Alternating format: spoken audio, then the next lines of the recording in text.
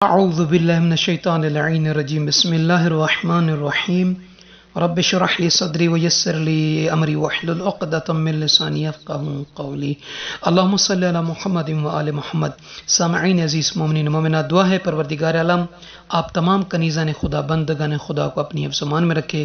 خالق دو جہاں مالک دو جہاں آپ تمام کی فیملیوں کو، بچوں کو، عزیز و اقارب کو پیار و محبت، الفت، شفقت، ایک دوسرے کے ساتھ صلہ رحمی کے ساتھ رہنے کی توفیق عطا فرمائے، آمین یا رب العالمین۔ آج اس ویڈیو میں اسماء الہی میں سے دو اسم مبارک الشہید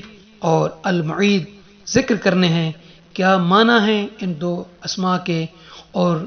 کیا فوائد ہیں اگر کوئی مومنین و مومنات میں سے ان دو اسماء کا ورد کرے، تسبیح پڑھے، کیا طریقہ ہے وہ بیان کرنا ہے۔ اب مومنین سے عرض ہے کہ ہمارے نجفی کربلا یوٹیوب چینل کو سبسکرائب فرما دیں، ساتھ ہی بیل کے بٹن کو بیان کر دیجیے گا تاکہ بہترین ویڈیو آپ بہترین مومنین مخلص بندگان خدا کنیزان خدا کی مبارک سماعتوں تک پہنچتی رہیں۔ جزاک اللہ۔ سامعین عزیز، سب سے پہلا اسم مبارک الشہید، جس کا معنی ہے الحاضر علی کل شیء، وہ ہستی، وہ مبارک ذات کہ جو ہر شے پر حاضر ہو، یعنی ہر شے کو جانتی ہو، دیکھتی ہو۔ اور یہ اسم مبارک بالخصوص للطفل الذی لا یطیع،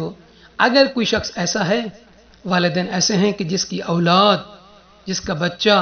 اولاد میں سے یعنی بچوں میں سے کوئی فرما بردار نہ ہو، نافرمان ہو، مطیع نہ ہو،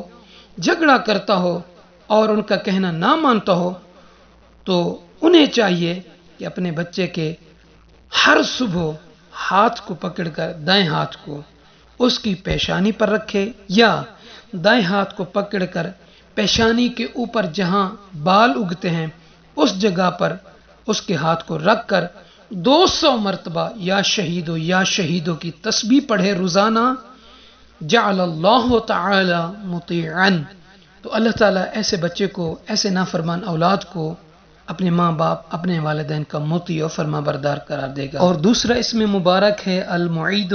جس کا معنی ہے یعید الخلق بعد الموت، وہ ذات کہ جو مرنے کے بعد مخلوق کو دوبارہ پلٹائے، دوبارہ زندہ کرے۔ اگر کوئی شخص ایسا ہے کہ جس کا کوئی دوست، جس کا کوئی فیملی کا کوئی فرد اس سے جدا ہو چکا ہو، غائب ہو چکا ہو، روٹھ چکا ہو، ناراض ہو، وہ اس سے ملنا جلنا رابطہ رکھنا چھوڑ چکا ہو، تو پھر ایسے شخص کو چاہیے مشرق مغرب شمال جنوب کی طرف روزانہ 70 مرتبہ یا معیدو کی تسبیح کا ورد کرے، جس وقت بھی چاہے دن کے 70 مرتبہ روزانہ اس اسم الہی کا ورد کرے، اور ہر 70 مرتبہ پڑھنے کے بعد پھر اس دعا کو پڑھے، یا معیدو اعد الیہ فلاں ابن فلاں۔ یہاں پہ لفظ فلاں ابن فلاں کی جگہ پر اس بندے کا نام اور اس کی والدہ کا نام لینا ہے۔ مثال کے طور پر ایک شخص ہے حیدر، اس کی والدہ کا نام ہے فاطمہ،